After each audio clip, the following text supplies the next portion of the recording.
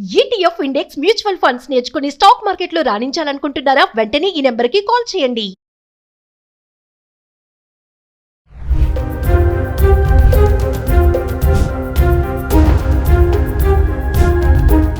Hi hello నమస్తే, welcome back to Suman TV. ప్రస్తుతం మనతో పాటు ఉన్నారు consumers affairs committee chairman Mandari Krishna Reddy గారు.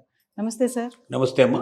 సార్, చూసుకుంటే ఐటీ రంగంలో వర్క్ స్ట్రెస్, ప్రెషర్ ఎక్కువైపోతుంది. మరి రీసెంట్గా పూణేలో ఒక అమ్మాయి సూసైడ్ చేసుకుంది.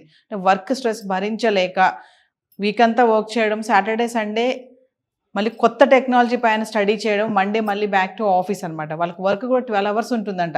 అంటే ఐటీ సెక్టార్లో సూసైడ్స్ అనేవి బాగా పెరిగిపోతున్నాయి అనేసి అయితే ఒకటి చూస్తున్నాము. దీని గురించి ఏం చెప్తారు సార్? ఐటీ టెక్నాలజీలు పని గంటలు పెరిగిపోవడానికి, పని దినాలు పెరిగిపోవడానికి ముఖ్యమైన కారణాలు ఏమిటంటే, ఒకటి డ్రాస్టిక్గా ఎక్కువ మందిని తీసేయడం జరుగుతోంది. తీసేసిన వాళ్ళ పనిని ఉన్న వాళ్ళ మీద ప్రెషర్ పెంచడానికి ప్రయత్నం ఫుల్ఫిల్ చేయాలి వాళ్ళు. అందువల్ల ఏమైందంటే పని గంటలు పెంచాల్సి వచ్చింది, పని దినాలు పెంచాల్సి వచ్చింది. రెండోది ఏంటంటే కొత్త టెక్నాలజీ నేర్పాల్సి వస్తుంది వాళ్ళకి. ఇప్పుడు మనకు ఆర్టిఫిషియల్ ఇంటెలిజెన్స్ ఏదైతే ఉందో అది రోజు రోజుకి కొత్త పుంతలు దొక్కుతుంది. రోజు రోజుకి దాంట్లో మార్పులు వస్తూ ఉన్నాయి. ఆ వస్తున్న మార్పులు ఎప్పటికప్పుడు అందిపుచ్చుకోకపోతే ఈ కంపెనీ వెనకబడుతుందనేట్టు భయంతో ఉన్నటువంటి ఎంప్లాయీస్కి ఏఐ టెక్నాలజీని నేర్పించేందుకు ప్రయత్నం చేస్తూ ఉన్నాం. ఈ ఏఐ టెక్నాలజీ నేర్పించాలంటే దానికి సాటర్డే సండే మాత్రమే సాధ్యం అవుతుంది. ఎందుకంటే మిగతా రోజుల లోపల రెగ్యులర్ వర్క్ ఉంటుంది. ఆ రెగ్యులర్ వర్క్ కాదని చెప్పి దీన్ని నేర్పడం మొదలు పెడితే రెండింటిని కాంబినేషన్ సరిపోదు. కాబట్టి సాటర్డే సండే ఇంతకుముందు మనకు 5 రోజులు పని విధానం ఉండేది. 5 రోజులు పని చేసి 2 రోజులు స్ట్రెస్ తీసుకోవడం వల్ల ఆ 2 రోజులు కాస్త వాళ్ళు హ్యాపీగా గడిపి ఇవన్నీ మర్చిపోయి మళ్ళీ 5 రోజులు పని చాలా బాగా చేసేందుకు ప్రయత్నం చేస్తారు. ప్రపంచవ్యాప్తంగా కూడా 5 days విధానం ఎక్కువగా ఉంది. ఎక్కువ వెస్టర్న్ కంట్రీస్ నుంచి వచ్చింది ఇది. 5 రోజులు వారంలో గాడిదలాగా పనిచేయి, 2 రోజులు గుర్రంలాగా పరిగెత్తు, నువ్వు కావాల్సినవన్నీ అనుభవించాలి. 2 రోజుల లోపల నువ్వు ఆనందాన్ని సంతోషాన్ని పంచుకో.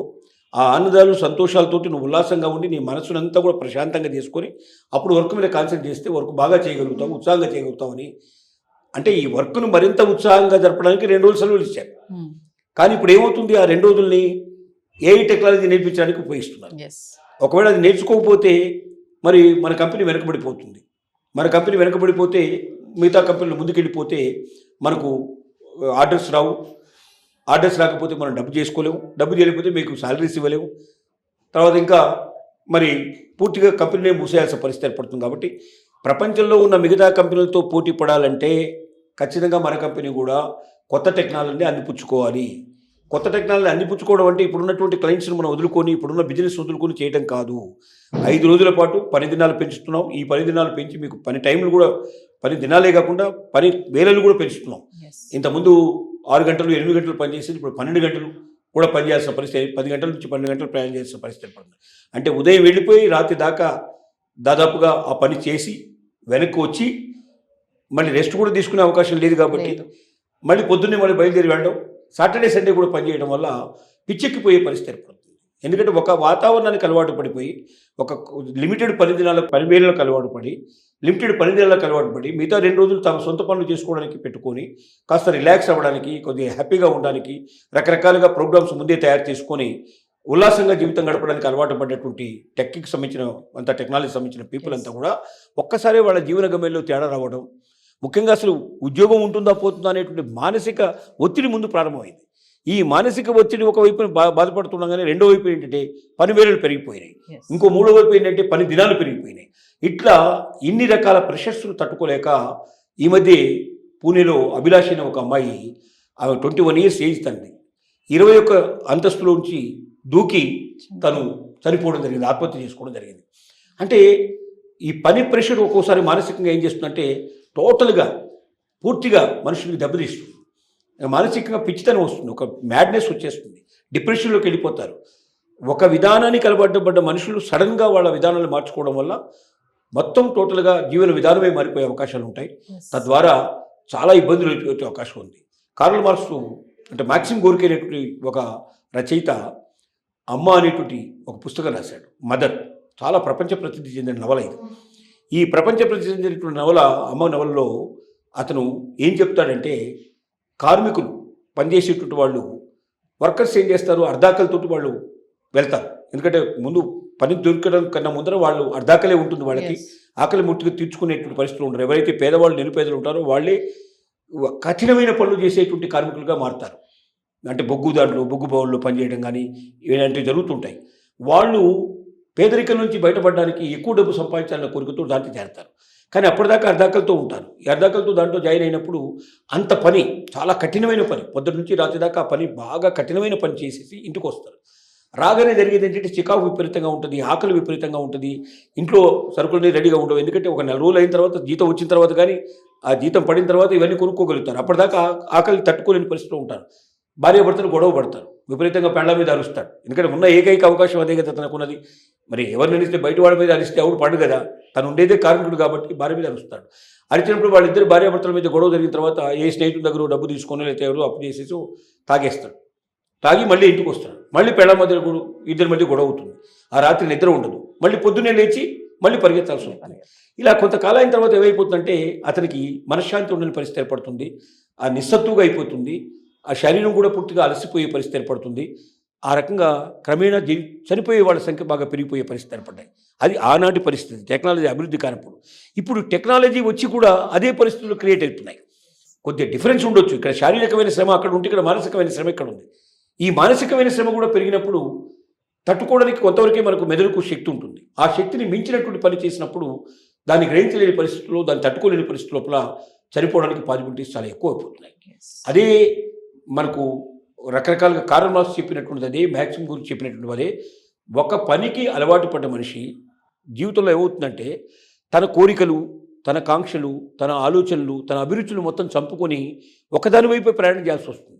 అంటే దాని గురించి ఆలోచించడానికి కూడా టైం ఉండదు.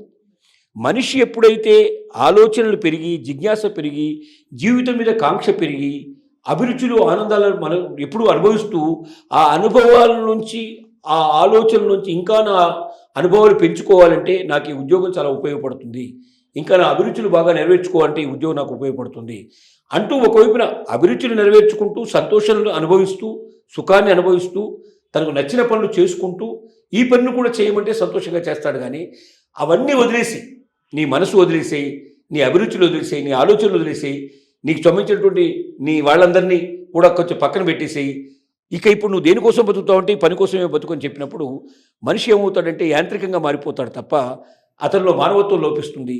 మనిషిగా అతను జీవించే పరిస్థితులు తగ్గిపోతాయి. ముఖ్యంగా టెక్నాలజీ సంబంధించింది అయితే ఏమవుతుందంటే టెక్నికల్ వర్క్ కాబట్టి దాన్ని గ్రహించడానికి మొత్తం మనసంతా దీని మీద దృష్టి పెట్టాల్సి వస్తుంది, మెదడంతా దీనికోసమే పనిచేయాల్సి వస్తుంది. అప్పుడు ఏమవుతుందంటే డిటాచ్ అవుతుంది, ప్రపంచంతో విడిపోతారు, ఇతరుల మనుషులతో తన సంబంధించిన సన్నిహితులు అందరితో విడిపోతారు. పొద్దున వెళ్తారు, రాత్రి దాకా పనిచేస్తారు, వచ్చి అలసిపోయి కింద పడి నిద్రపోతారు, అలసిపోయి నిద్రపోతారు. ఆ నిద్రపోయిన తర్వాత పొద్దున లేచి మళ్ళీ పని జ్ఞాపకం వస్తుంది, టగటక తయారైపోయి పరిగెత్తుకుంటూ పోతారు. అంటే యాంత్రికం, ఒక మెకానికల్ లైఫ్ అయిపోతుంది తప్ప సృజనాత్మకత లోపిస్తుంది మనిషిలో.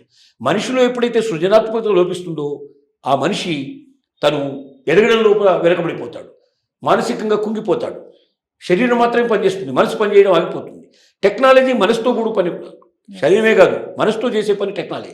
కాబట్టి ఏమవుతుందంటే ఇక్కడ శరీరం అలసిపోతుంది, మనసు కూడా ఒక రకంగా అలసిపోయే పరిస్థితి ఏర్పడింది. మనసు శరీరం ఎప్పుడైతే అలసిపోయిందో డిప్రెషన్ స్టార్ట్ అవుతుంది. ఆ డిప్రెషన్లోంచి ఆత్మహత్య చేసుకోవాలన్న కోరికలు కూడా పుడతాయి. రకరకాల ఒక ఆత్మహత్య కాకపోయినా మ్యాడ్నెస్ రావచ్చు, డిప్రెషన్ రావచ్చు, మనిషి పనిచేయలేని స్థితికి చేరుకోవచ్చు. రకరకాల దీనికి ఇంప్లికేషన్స్ ఉంటాయి దీనివల్ల. కాబట్టి దీన్ని తగ్గించాలంటే ఖచ్చితంగా కంపెనీలు ఆలోచించాలి. ఎంతసేపు ఉన్న మనుషుల్ని తీసేయడం, ఉన్నవాళ్ళకి పనివేళలు పెంచడం, పని దినాలు తగ్గించడం, ఇలాంటివి చేసి ఉన్న ఎంప్లాయీస్ను కూడా దూరం చేసుకునే పరిస్థితి ఏర్పడుతుంది. టెక్నాలజీలో మిగతా వాళ్ళకన్నా ముందు వెళ్ళాలని కోరిక చివరికి దేనికి దారి తీస్తుందంటే ఆ టెక్నాలజీ నేర్చుకోలేక, ఆ ఉద్యోగాన్ని వదులుకోలేక రెండింటి మధ్యలో డిప్రెషన్ పీపుల్ ఎక్కువ పెరుగుతారు. ఇలాగే జపాన్లో కూడా ఇలాగే జరిగింది కొంతకాలం. జపాన్ లోపల ఇలాంటి టెక్నాలజీ మీద ఎక్కువగా జనాల్ని ఎక్కువ కాలం పనిచేయించడం, ఎక్కువ పనివేళలు పనిచేయించడం వల్ల కొంతమంది జపానీయులు మరణించినట్టుగా జపాన్ టెక్నాలజీ సంబంధించిన వంశం మరణించినట్టుగా మనకు చరిత్ర చెప్తోంది. కాబట్టి చరిత్రలంతా దృష్టిలో పెట్టుకొని ఇప్పటికైనా కంపెనీలు కళ్ళు తెరిచి వీలైనంత వరకు వాళ్ళ ఎంప్లాయీస్కి రిక్రియేషన్కు లోటు లేకుండా మానసికంగా వాళ్ళు ఉల్లాసంగా ఉండడానికి ఏమేం చేయగలుగుతారో అన్నీ చేయడానికి ప్రయత్నం చేస్తూనే ఒకవైపున వాళ్ళు ఈ రంగంలో నెగ్గాలి అంటే ముందు తన వాళ్ళని చూసుకోవాలి. ఎంప్లాయీస్ని ఎప్పుడైతే కష్టపెట్టి బాధపెట్టి వాళ్ళకి శారీరకంగా యంత్రాల్లాగా పనిచేయడం మొదలుపెడతారో అప్పుడు వాళ్ళకు సెన్సిటివ్నెస్ కోల్పోతారో ఆ కంపెనీ కూడా పూర్తిగా మూతపడాల్సిన పరిస్థితి పడుతుంది. దీన్ని దృష్టిలో పెట్టుకొని మరొకసారి పునరాలోచన చేసి కంపెనీలు తమ యొక్క విధానాన్ని మార్చుకుంటే తప్ప అస్తిత్వంగా ప్రపంచంలో నిలబడలేమని చెప్పి మాత్రం ఖచ్చితంగా మనం చెప్పగలం. ఎస్, అంటే ఏఐ వల్ల ఉద్యోగాలు పోతున్నాయని కాకుండా ఇప్పుడు ఏఐ వల్ల ప్రాణాలు కూడా పోతున్నాయని అనుకోవచ్చు అంటారు. ఖచ్చితంగా. ఎస్, భయానికి గురై. మరి అంతే కదా. ఇప్పుడు ఏ తర్వాత ఏం చేస్తుందో తర్వాత సంగతి. మరి ముందే దాన్ని ఆహ్వానించడంలోనే ఒకవేళ ప్రాణాలు కోల్పోతే, దాన్ని ఆహ్వానించడంలోనే డిప్రెషన్ లోనైతే వాళ్ళు జీవితం మీద ఆశలు కోల్సిన పరిస్థితులు ఏర్పడతాయి. Yes, thank you sir.